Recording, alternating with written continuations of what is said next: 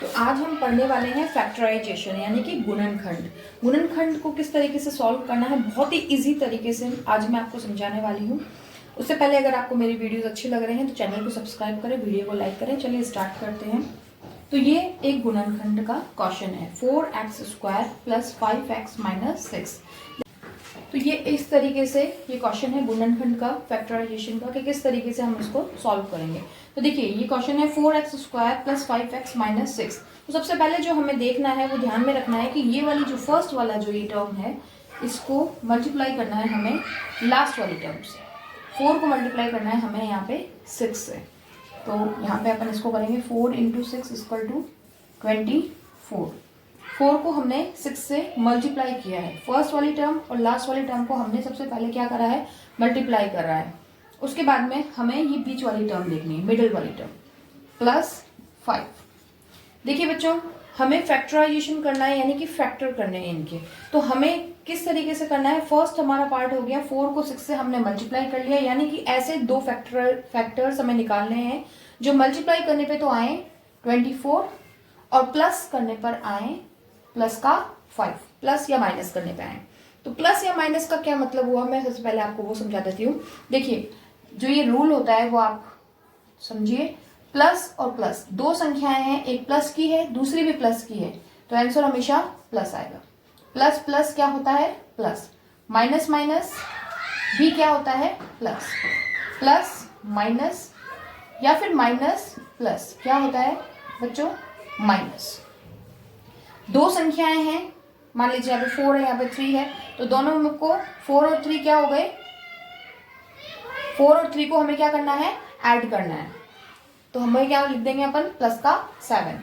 तो यानी कि दो संख्याएं, अगर दोनों संख्याएं प्लस की हैं तो आंसर हमेशा क्या आएगा प्लस में आएगा।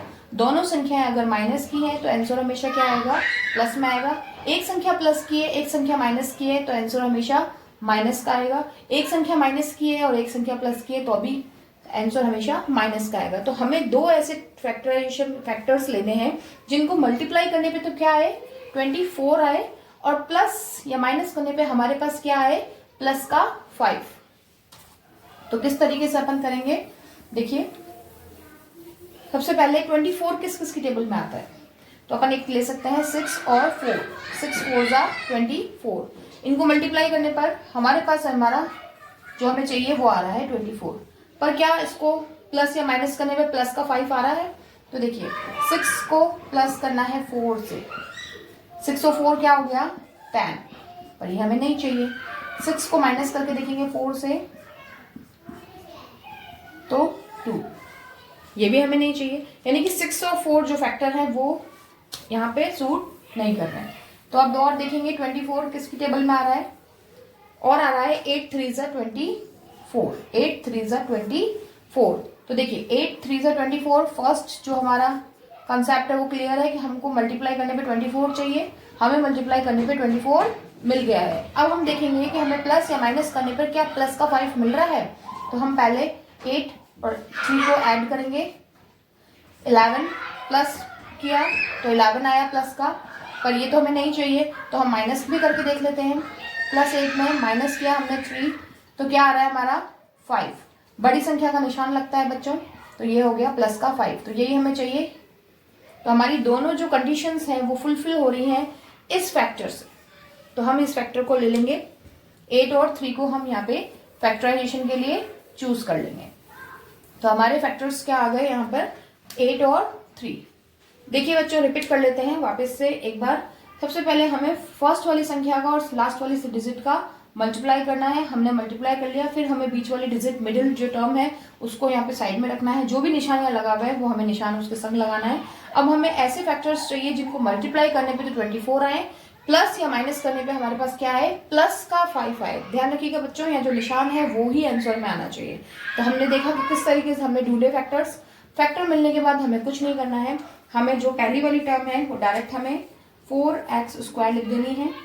उसके बाद में ये जो दोनों फैक्टर हैं वो हमें मिडिल टर्म की जगह पे रख देने हैं +8x।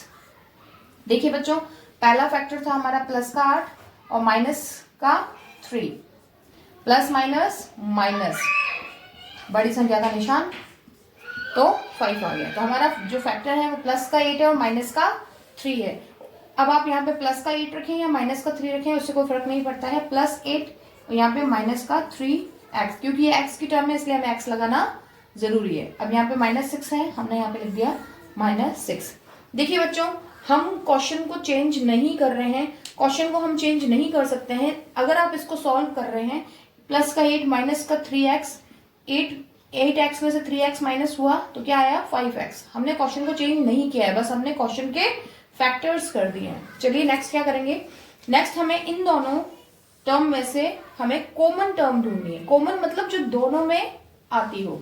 यहाँ पे 4 है, यहाँ पे 8 है। 4 की टेबल में 8 आता है, x यहाँ पे है, यहाँ x है।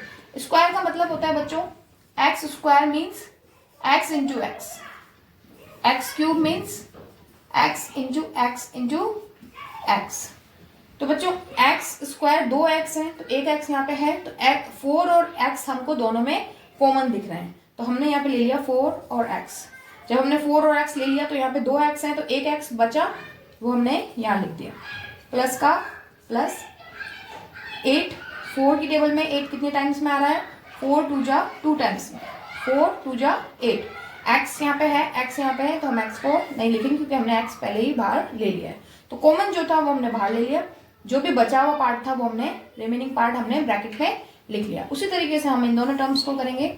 यहाँ पे माइनस है तो हम यहाँ माइनस लिखेंगे, 3 की टेबल में 6 आता है तो हम 3 लिख लेंगे, पर यहाँ पे x है, यहाँ पे x नहीं है, तो हम यहाँ पे x नहीं ले सकते क्योंकि दोनों जगह कॉमन होना चाहिए। ध्यान रखिएगा बच्चों, कॉमन टर्म लेनी है हमें। यहाँ पे जब हमने 3 यहाँ ले लिया तो यहाँ क्या बचा x, माइनस माइनस क्या होते हैं प्लस, 3 2 जा 6। यहाँ तक इस स्टेप में आपको पता चल जाएगा कि हमारा जो क्वेश्चन है वो सही चल रहा है या नहीं चल रहा है। देखिए किस तरीके से जो ब्रैकेट के अंदर जो आएंगे वो अगर सेम आ रहे हैं इस स्टेप में तो हमारा क्वेश्चन एकदम सही जा रहा है। अगर एक ब्रैकेट में कुछ और है, एक ब्रैकेट में कुछ और डिजिट आ रहा है, तो आप समझ लीजिए हमने कहीं ना कहीं कुछ ना कुछ गलती की है। तो हमारे ब्रैकेट हमेशा सेम रहेंगे। ब्रैकेट वाली टर्म को हमने यहाँ पे लिख दिया x + 2, और जो ब्रैकेट में नहीं थे 4x - 3 हमने यहाँ लिख दिया। इस तरीके से ये हमारा हो गया आंसर। ये आपके हो गए फैक्टर्स। नेक्स्ट क्वेश्चन लेते हैं अपन। नेक्स्ट क्वेश्चन है x² + 9x - 36। इनका हमें करना है फैक्टराइजेशन यानी कि गुणनखंड। तो वही स्टेप हम फॉलो करेंगे। सबसे फर्स्ट वाली टर्म और सबसे लास्ट वाली टर्म को हमें सबसे पहले क्या करना है, मल्टीप्लाई करना है यानी कि गुणा करना है। तो फर्स्ट वाली टर्म में कोई नंबर ही नहीं है। जब कोई नंबर नहीं होता है तो वो किससे मल्टीप्लाई होता है बच्चों, 1 से। कुछ नहीं होता है तो वहां क्या होता है 1। तो यहाँ पे हम लेंगे 1 × 36 = 36, यानी कि पहला फैक्टर हमारा क्या होना चाहिए, मल्टीप्लाई करने पे वो दोनों नंबर क्या आना चाहिए 36 आना चाहिए। नेक्स्ट स्टेप है हमारा मिडिल टर्म। मिडिल टर्म हमारी प्लस की 9, यानी कि हमें प्लस या माइनस करने पे क्या आना चाहिए 9 आना चाहिए। ध्यान से देखिएगा बच्चों, फर्स्ट टर्म और लास्ट टर्म को हमने मल्टीप्लाई करना है। मल्टीप्लाई करने पे यानी कि जो दो फैक्टर्स हम निकालने वाले हैं उन दोनों फैक्टर्स का मल्टीप्लाई करने पे हमारा आंसर आना चाहिए 36 और प्लस या माइनस करने पे आना चाहिए 9। तो 36 किस किस टेबल में आता है आप देखें, जैसे कि अपन देखते हैं 12 3 = 36, 12 3 = 36। तो पहली कंडीशन हमारी फुलफिल हो रही है कि 36 हमारा मल्टीप्लाई करने पे आ रहा है। पर अब हम देखेंगे कि प्लस या माइनस करने पे क्या 9 आ रहा है। तो प्लस का 12 माइनस का 3, प्लस माइनस होते हैं माइनस, तो 12 में से 3 गए तो क्या आया 9। बड़ी संख्या का निशान प्लस। ये निशान क्या होते हैं मैंने अभी आपको बताया। जब भी किसी संख्याओं को, दो संख्याओं को आप प्लस करते हैं तो आंसर हमेशा प्लस में आएगा। दोनों संख्या अगर आपकी माइनस की है तो माइनस आएगा। एक संख्या प्लस की है, एक संख्या माइनस की है तो आपका आंसर हमेशा माइनस में आएगा। एक संख्या माइनस की है, एक संख्या प्लस की है तो भी आपका आंसर हमेशा माइनस में आएगा। और जो सिंबल होता है वो हमेशा बड़ी संख्या का लगता है। चलिए चलते हैं आगे। तो हमने हमारे फैक्टर्स को है निकाल लिया है। हमारे फैक्टर्स आए हैं प्लस का 12 और माइनस का 3। ये फैक्टर्स हमें मिडिल टर्म को जगह पे रखने हैं। चलिए स्टार्ट करते हैं। देखिए फर्स्ट टर्म को आपको एज इट इज लिख देना है, x² का x²। प्लस का 9x की जगह हमें रखना है प्लस का 12x माइनस का 3x। x यहाँ x की टर्म है इसलिए हम बच्चों x लगा रहे हैं। माइनस का 36, यहाँ पे x नहीं है इसलिए हम x नहीं लगा रहे। अब वही हमें इन दोनों में से कॉमन लेना है। इसमें देखिए x स्क्वायर है, x square means x into x, 2x है तो 2x है, इसमें 1x है तो इसमें 2x है, इसमें 1x है तो 1x को हम बाहर ले लेंगे। अंदर क्या बचा बच्चों, 2x में से 1x बाहर आ गया तो अंदर बचा 1x प्लस 12, 1x यहाँ है तो यहाँ पे x प्लस 12 बचा। इनमें कॉमन क्या है, माइनस 3, x यहाँ दोनों जगह नहीं है इसलिए हमने x नहीं लिया है, x माइनस माइनस प्लस। अब 3 की टेबल में ये कितनी टाइम्स में जा रहा है आपको देखना है। देखिए 36 को 3 से अपन कट करेंगे, 3 1 जा 3, 3 2 जा 6, 12 टाइम्स में ये 36 को कट कर रहा है। यहां लिख देंगे हम 12। मैंने आपको बताया था बच्चों सेम ब्रैकेट के अंदर अगर डिजिट्स आ रही हैं तो हमारा क्वेश्चन बिल्कुल सही जा रहा है, आपको यहाँ पे चेक कर लेना है।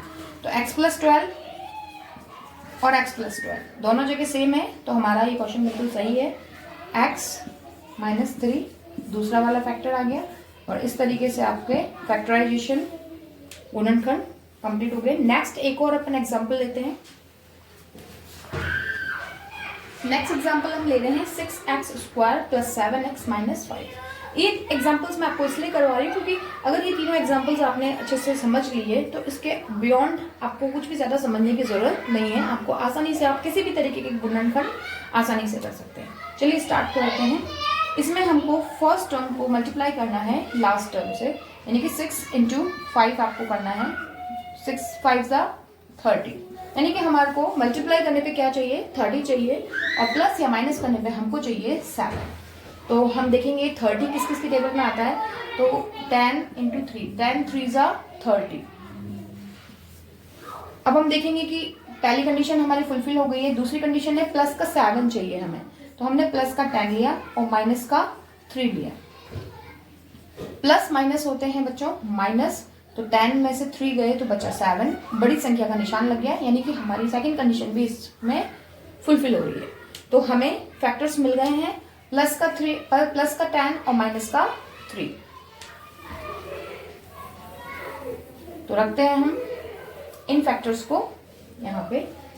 6x स्क्वायर का 6x स्क्वायर, मिडिल वाली टर्म की जगह हमें ये रखने हैं plus 10x minus 3x minus 5। इस तरीके से हम इन फैक्टर्स को यहाँ पे रख देंगे।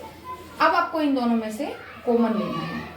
6 और 10 दोनों की टेबल में 6 भी, ऐसी कौन सी संख्या है जिसकी टेबल में 6 भी आए और 10 भी आए। x और x दोनों में है तो हम x तो ले लेंगे, पर हम किसकी टेबल लें, क्योंकि हम 6 लेंगे तो 10 नहीं आएगा, 10 लेंगे तो 6 नहीं आएगा। तो हम ऐसी कौन सी टेबल लें जिसमें 6 भी आता हो और 10 भी आता हो, तो हम लेंगे 2 की टेबल। 2x हमने ले लिया। 2 की टेबल में कितने टाइम्स में आ रहा है 6, 2 3 6, 3 टाइम्स में आ रहा है, तो हमने यहाँ पे 3 लिख दिया। एक x यहाँ पे है, एक x यहाँ बचा तो हमने यहाँ पे एक x लिख दिया। प्लस का प्लस 2 की टेबल में कितने टाइम्स में आ रहा है 10, 2 5 10, 5 टाइम्स में आ रहा है। x यहाँ पे है तो हम फिर यहाँ पे x नहीं लिखेंगे क्योंकि हमने कॉमन लिया है। माइनस, अब यहाँ पे हमारे पास में कुछ भी कॉमन नहीं आ रहा है, तो जब कुछ भी कॉमन नहीं आ रहा है तो हम क्या ले लेंगे बेटा 1। बच्चों यहाँ पे 3 लेंगे तो 5 नहीं आएगा, 5 लेंगे तो 3 नहीं आएगा। तो हमें दोनों में कॉमन चाहिए, तो ना तो x कॉमन है, ना 3 कॉमन है, ना 5 कॉमन है। अब हम क्या करें, कुछ भी जब कॉमन नहीं होता है तो हम 1 कॉमन ले सकते हैं। तो अब देखिए यहाँ पे क्या बचा, 3x माइनस माइनस प्लस 5 का 5। देखिए मैंने आपको बताया ब्रैकेट में अगर आपके सेम डिजिट आ गई है यानी कि आप बिल्कुल सही जा रहे हैं। ब्रैकेट जो है वो हम यहाँ लिख देंगे 3x प्लस 5, यहाँ क्या बचा 2x माइनस 1। इस तरीके से हमारे गुणनखंड कंप्लीट होते हैं। धन्यवाद।